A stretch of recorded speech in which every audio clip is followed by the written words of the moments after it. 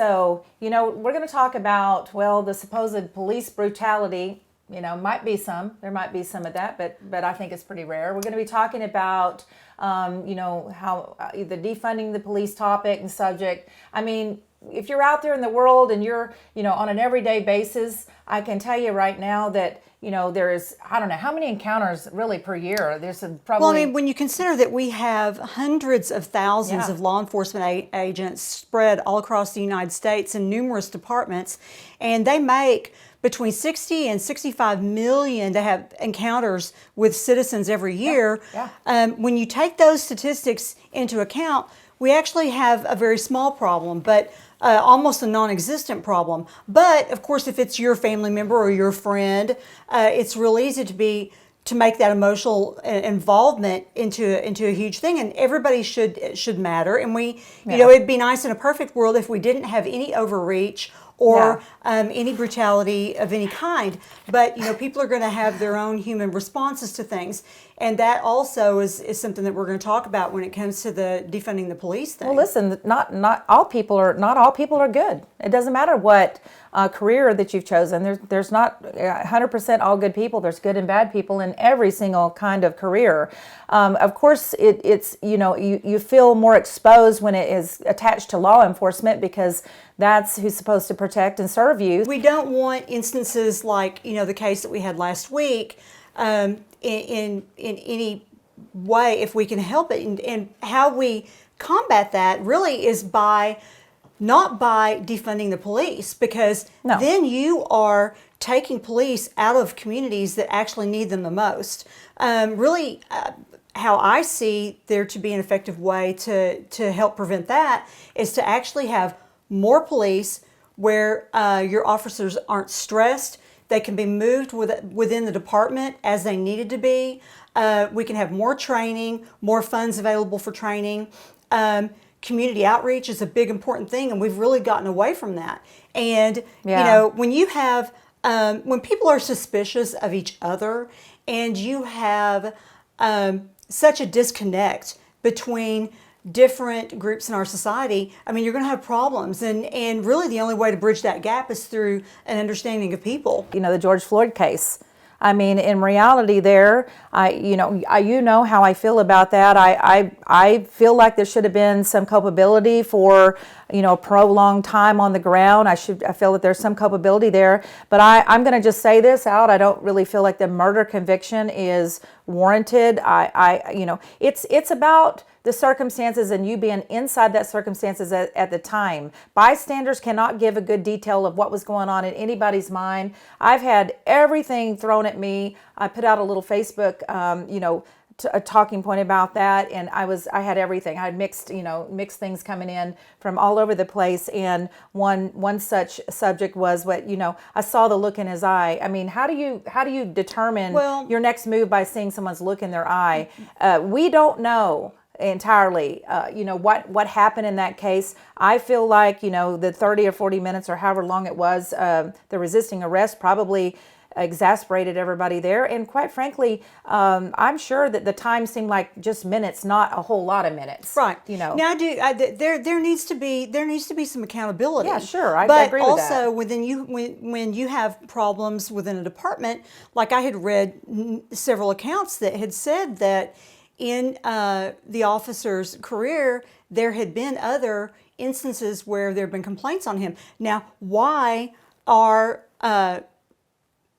officers in charge, lieutenants, department heads, whatever, not looking at problems that you have with officers, taking them off the street if it's time to get them out of the pressure situation, put them behind a desk? If that's the case, then that's really on the department for not stepping up and making those changes pre that situation. Right, because you can guarantee that law enforcement officials and heads of departments, they know when they have a problem with an individual.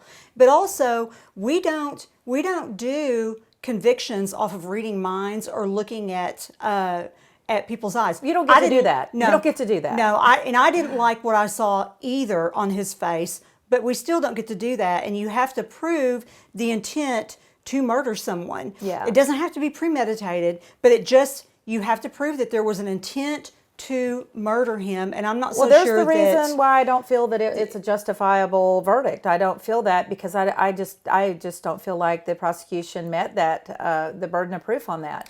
There was, an enormous amount of fentanyl in the body and drugs, and you had obviously a heart problem. I remember in the trial they were saying something. They had asked one of the experts. This is not the person who formed the autopsy, but the secondary person that they called to the witness stand, saying that, and they asked her straight out, if you found him dead in his bed and there was none of these surrounding circumstances, what would be listed on the coroner's report as his on his death certificate? And she said overdose. Yeah, an overdose. So there was a lot of factors, and I just feel like the media has come a long way in actually causing the fate of Chauvin.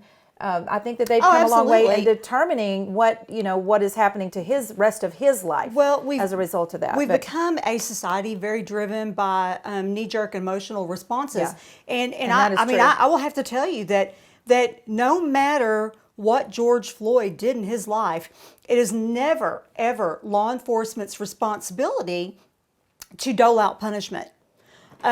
It's not their duty to dole out punishment. That's just how we are not to do that.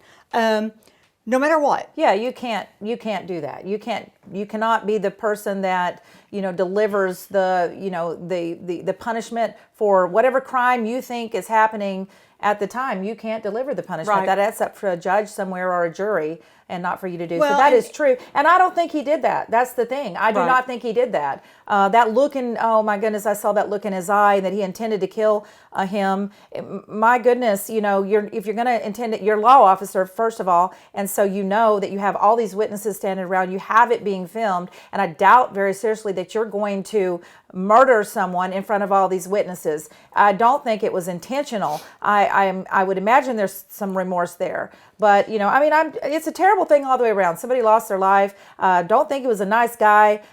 Sometimes I have a hard time feeling sorry for not nice people. But that's beside the point. But it is we don't beside get the to point. do that. I wouldn't go kill him for it, and I don't think that there was any intention there. That's my own take on it. But that's why we have these discussions. Not everybody agrees with what we say or how we feel, and we might not even agree 100% on it. What my fear is, and here's my fear with this is we have this murder verdict, and my fear is that eventually there's going to be some sort of appeal, and if that verdict, which I don't have, manslaughter or whatever the case, there are other things they could have gone for. I'm not so sure, but I wasn't in the jury room, so. The fact that they deliberated 10 hours, that was a very short period of time for something to this scary for the future. I would not be able to decide someone's future on 10 hours. I'll argue 10 hours about, to neuter or not neuter a dog. I would have to take that as a very serious responsibility, and I would have to know beyond a shadow of a doubt that this officer intended to murder this man.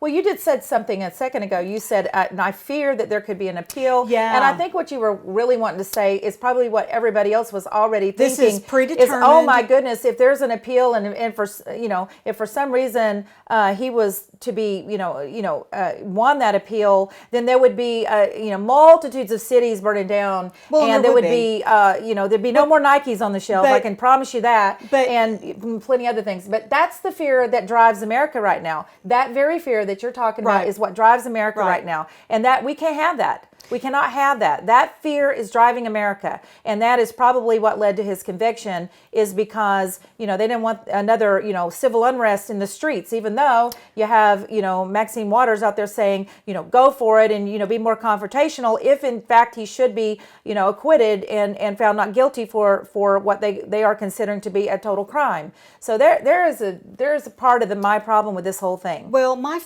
my fear with this is that with these charges being filed the way that there were, that there might be an appeal, and that because clearly he is guilty. He is guilty of of some sort of excessive force. He should have to take culpability. There should be some form of punishment, but let the punishment fit the crime. Right. It's really simple. Well, but you're making it a more of a crime that I honestly believe it was intended to be. It's not intentional murder, intentional homicide in my book. Right. My fear is that this is one more tactic that the left uses to actually cause more destabilization.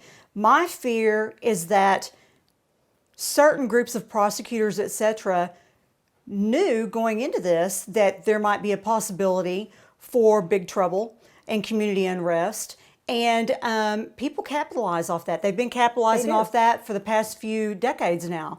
And this is a whole new way of having domestic terrorism as civil unrest. Yeah. And you create situations that cause civil unrest. We're in a society now that just keeps on teaching their children that all cops are bad, and no matter how we act, we should be, a lot of the freedom to breathe, even if we're coming at a cop with a knife or a gun or anything. And they're not taking culpability for their own actions. And I really hate that, because these young people are growing up in a society today that is causing them to feel that way. Well, our culture has drastically changed for the worst. We're not in a good place, and this is because of the culture that we have created in the past 40 years or so is just not a good one.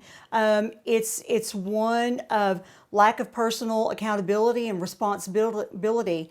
We have single mothers having multitudes of children without fathers around, without any sort of parenting.